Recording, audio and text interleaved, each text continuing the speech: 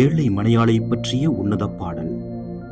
தந்தை பிரான்சிஸ் ஏழை பெருமாட்டியை தனது மனைவியாக கருதி அவளோடு ஆவியில் ஒன்றித்திருக்க விரும்பி இவ்வுலக செல்வங்களை துச்சமென கருதி அவற்றை விளக்கவும் மேலானவற்றின் மீது மனதை செலுத்தி அதற்காக ஏங்கி தவிக்கவும் செய்தார். இந்த பெருமாட்டியை தனது கற்பு நிலை அரவணைப்பில் இடைவிடாது வைத்திருந்தார். இதுவே முடிவற்ற செல்வத்திற்கான நிலையான உறுதிப்பாடும் நிறைவுக்கு இட்டுச் செல்லும் வழியுமாகும் என்று தன் சகோதரர்களுக்கு போதித்து வந்தார் தூய பிரான்சிஸ்.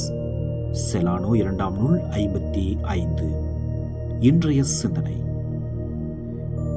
நிறைய வைத்திருப்பவன் செல்வந்தன் அல்ல, குறைவாக வைத்து மனநிறைவு காண்பவனே செல்வந்தன். மனநிறைவு பொருட்களால் வருவதன்று, பொருளின் தேவையை குறைத்து அவற்றின் வலையில் சிக்காமல் இருப்பதிலேயே வாழ்வு இருக்கின்றது.